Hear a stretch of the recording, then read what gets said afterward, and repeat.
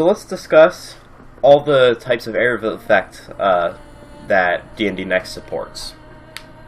First up is Cloud. Would you like to talk about Cloud, Hammersticks? Cloud's a very interesting thing. It works like you think it would. It makes a big cloud, but that cloud actually expands outward. And it can either have a definitive radius that will reach, or it can sometimes expand beyond that for certain considerations, like if there's wind in the middle, or maybe the spell expands to this point, and then this happens, and then the cloud continues to expand. So Cloud is very versatile, and at the same time, it's very particular. This does not really happen often. There will only be a few Cloud spells. It's cool that they express it as a core mechanic, though. Yeah, it definitely is. They really want to make sure that if you make a cloud of killing gas, that it isn't just the same as a AoE fireball or a blizzard spell. It spreads outwards like a fume. It's a really neat addition. Have you heard of clouds existing in other systems? Pathfinder uses clouds, and they don't actually give cloud an AoE type, but they say, like, this exists within the spell, yeah. And they tell you about it. And they do have distinct cloud rules, like they'll say, you know, this is how clouds work, but there's not a specific AoE category. Huh. All the AoE categories for 5e right now are actually really interesting. A couple are very basic, but these are all brand spanking new compared to 4e. 4e did not have any of these. Yeah, 4e only had Burst and Blast, and one other, I think. And both of those were square, which is really strange. Absolutely strange. It should be noted that none of the AoEs in 5e are square. Blast was a pitiful comparison to cones. But speaking of cones, cones up next. It works sort of how you expect it. You point it in a line, its width equals how the distance from its origin is. Yeah, so it's really 90 degrees. And the cool part is you can actually block it. And you can block parts of the cone. So if you interrupt a region of the cone, those hiding behind a stone pillar when they're being blasted with burning hands will be safe. What I like about a lot of these is they actually don't reference squares at all. Like, you can work these with squares, of course. It's like 1 square out, 1 square width. 2 squares out, 2 more on the width. But they don't expressly, so if you wanted to shoot something on a diagonal, they wrote it so that if you have a ruler, you could figure out exactly where that would hit. Yeah, or you could just guesstimate. Or you could guesstimate, because D&D Next, actually, if you look at it, you don't need to play it on a grid. You can play it as pen and paper. And they actually, I believe they said it somewhere in the rulebook, but they said, you know, you can play this pen and paper. Which I think is a great thing to sort of support. Yeah, it makes it a lot easier, so that you can, even if you actually do have a tabletop game going on with a group, you could actually have an online session one day because someone's not around, and just go to pen and paper for a day and then come back later. Plus, even if I have someone in a group, there's actually everyone in person. There's a lot of situations where I just want to run things pen and paper style because it's like, oh, you're being attacked by level 2 bandits. I know you can deal with them. I'm not going to break out the grid. Let's play this pen and paper style, and this facilitates it perfectly. It removes a lot of hassle. So, on to the weirdest AoE type, Cylinder. You might think, what? Why would you ever need to make a cylinder? I guess there are pillars of fire. This is the only AoE type I disagree with, but at the same time, there's no harm done making it exist. It's just really, really strange. Hey, what if you're hitting flying enemies, dude? You need height to your spells. It makes perfect sense. If you have a column of fire, you're going to use it against griffins. And you need the exact amount of height that's going to affect. I guess you're right. So, cylinders you put at a point, and they have a radius and a height, and they expand outwards in that radius, and then shoot up that height. So radius 10, height 20 would be the format for listing a cylinder. It's really strange and kind of awkward to keep track of on a mat. You can always write the height in the cylinder. It is a little weird, but once again, kudos to Wizards for actually bringing back their AoE types and adding a new one. I wonder how many spells are actually going to use the cylinder AoE type. Yeah, I'm actually really excited to see what on earth has cylinder type. Maybe like stalagmite like spells, like where you get like a giant stone pillar. So I can only imagine like in my mind, like 4 spells that could use, like, Column of Fire is a classic one. Yeah. Maybe a Lightning Bolt type thing. Lightning Bolt would use Cylinder, which is actually a kind of cool thing. Once again, it is good they have it, it's just weird. It is truly weird. I mean, I guess it doesn't harm us for them having it, but it's just really strange that they decided to write it out. There's no harm done, it's just strange. Alright. So next up is Line. Classic. It goes in one direction straight until it's fulfilled its length.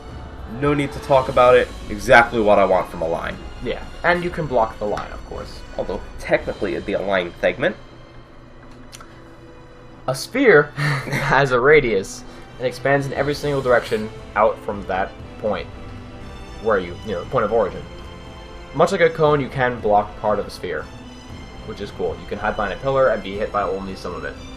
And it's nice that they mentioned the sphere because it does have a height to it. So they're trying to ignore the grid. There is height in the world. It helps explain away a lot of height differences. The game is indeed 3D, which is cool. As hard as that is to run in fucking grid. But it's a nice consideration for a game that you can fly in. Yeah, they really...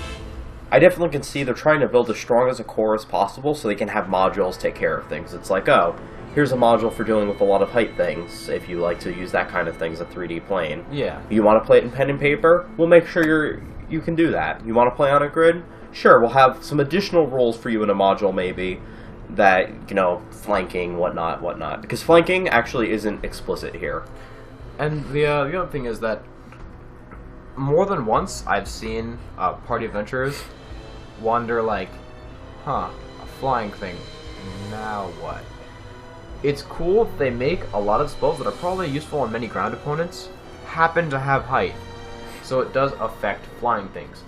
Like if you make a protective sphere, maybe the flying thing will come down to attack it, but it doesn't have to come down all the way to the ground because it's not a 5-foot tall sphere, it's a 30-foot tall sphere. Or if you make a ball of fire, you can maybe scrape at a tall thing's chin as opposed to its balls. Seems completely reasonable. Trying to bring a lot more three-dimensionality to D&D Next. Yeah, it makes the game more full and more comprehensible to players. And most of the time, you won't even notice it. Yeah, it's not hard to keep track of either. Something that's important to mention is the skill system in D&D Next. It's pretty different from its predecessors, but they've changed their skill system up a number of times. Rather than have skill points and bonuses, you start with 4 skills of your choice, and you get a D6 bonus to each of those skills. So whenever you have a task related to the skill, you say to your DM, oh, I'm trained in that skill. You roll your little D6 and you add it to your D20 roll for it. There's ups and downs to this. First of all characters only have 4 trained skills. You don't get much skill scaling. You only scale your skills 3 times, and you necessarily don't have to upgrade your skills. At level 7, 12, and 17, you get to either get a new skill that you're trained in, or upgrade the die size of one of your skills, from D6 to D8, D8 to D10, etc., etc. So, really, your skills are mostly static. You don't really upgrade. So skill monkeys are largely non-existent. There are ways to do it, but they're a lot weaker. The difference between a skilled character and an unskilled character is much smaller now. Which is a little unfortunate. I like the system. It's simple. There's a little bit of extra die rolling, but I think it's a fun amount of die rolling. It improves at a pretty reasonable rate, because I honestly don't like skills that improve so much over the course of things. Like, you shouldn't be at level 1, you're like, I suck at everything, and then at level 20 it's like, I am God! Yeah, it's like... I was bored, so I am the most fisherman you have ever met! Exactly. It's not like, suddenly, now that you've trained, you're able to pickpocket a dragon from 30 feet away with your eyes closed and your hands up your ass. Yeah. Like, certainly it's more reasonable skill scaling, but it's a little depressing in that same respect. It doesn't scale to your character, really. There's every character will have the exact number of skills, unless you take some sort of feat, and we'll get to feats later. Yeah, and even though you can upgrade skill die, your character's never going to be consistently good at something. If you are trained in stealth, you'll always be better at stealth on average, but you're never going to have guaranteed stealth. You're going to be stealthier sometimes. Which I think's nice, but... Let's take a look at the skill list. Yeah, let's. No, it's up there. Oh. Yeah, there you go. So, this is actually...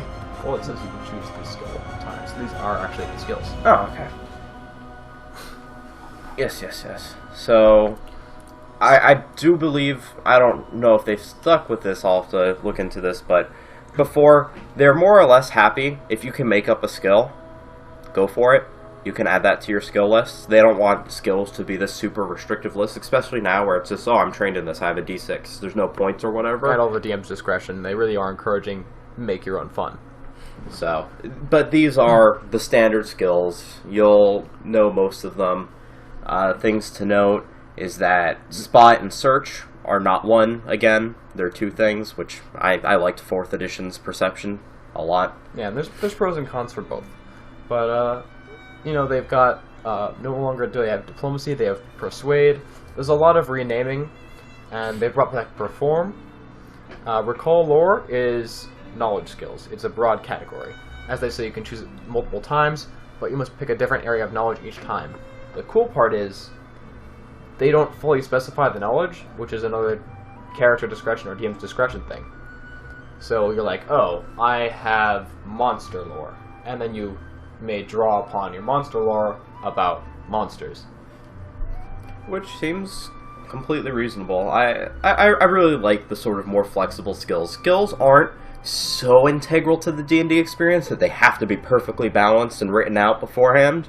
Skills, honestly, I think can be agitated mostly by the DM. Yeah, like, they are certainly important. They're ways to interact with the environment for a character. But they don't have to be perfectly concrete. They do need to exist. There needs to be ways for you to know if you succeed or fail when doing mundane or non-mundane tasks. But they don't have to be set in stone. Yeah. One more thing I have to add, and this actually is a pretty major system change, but it's more of an optional thing. You don't have to do this. They suggest that you pick a background, which is a category that you go into, and it will give you your skills. It will come with 4 skills and an additional benefit. So, for example, they have Artisan, who has the skills Gather Rumors, Persuade, Recall Lore, Folklore, and Sense Motive. And they have some sort of guild membership trait, which allows them to visit guilds to help them out in the course of their quest, which I really like. Yeah, like, the backgrounds are actually incredibly cool. I like them a lot more than the skill system itself. They have suggested equipment, so it's the things that you would have to be an actual person, because adventurers often don't think, maybe I should have a toolkit appropriate to my craft. A steel mirror, and it might be autographed your masterwork item, which is pretty cool. So it's like you're part of a guild, so you actually have an item from your master, the head of the guild, and you have your tools. You're not just an adventurer, you're an adventurer who has a life. And the traits add extra flavor. I believe there's a trait where you're a common person. You can actually play a commoner, finally. And you can blend in at inns and bars and just talk to people, and they'll accept you. What I really think this benefits more than anyone else is the new player who doesn't really understand role-playing, but all of a sudden, they took their background at the beginning, they looked into it, it's like, oh, I'm good at these 4 things, that's neat. And they're like, oh, look what I can do, because I'm a commoner, I have this benefit. So it actually is a great way to get new players into role-playing, because honestly, a lot of new players don't understand how important role-playing is to the Dungeons & Dragons experience. Yeah, they just see it as like, oh, I'm going to beat up monsters, and then be a troll, and then kill some people and just they end up going through a spiral of weird events and they don't actually understand the game is a role-playing game. These are direct ways to tell players who are brand new to the experience, your character has a life, he does things normally, he knows people, and he has ways of interacting with them that are specific to him. Or her. Like, being a member of a guild, even a player who has no idea how to RP, when trying to use the trait, will be drawn into RP by their DM, assuming their DM is fairly competent. Like, maybe they'll go to their guild leader and they'll be like, "Oh, hey, sir!" And they'll just be trying to troll, and the guild leader will be like, "Oh, welcome to our group. Come on in." And then they all start working on items together and talking about money and wealth, and the person gets engrossed. Exactly. And even for more experienced people, it makes you tie your character to the world. Because even experienced RPers, sometimes they're just like, "Oh, I came up with this great character." But he never talked to the DM, he never whatever. He never has a tie to the world. He's an adventurer, and maybe he has some cool personality traits. Maybe they came up with something good. But I think this encourages even, moderate level RPers. Hey, you have a place in this world. You have a job, something, or a hobby, or something that defines how you live in this world. Beyond what class you are. Because people always think of class. I'm a barbarian, I do barbarian things. Well, you can be a barbarian artisan. Yeah, maybe you whittle. Or, but you have something that you do. The other cool thing is that even if you're a very experienced player who has no trouble, it just gives you more opportunities and more ways to RP your way to success. As opposed to just beating people up and, making proper meta decisions. You can RP, and that will help you.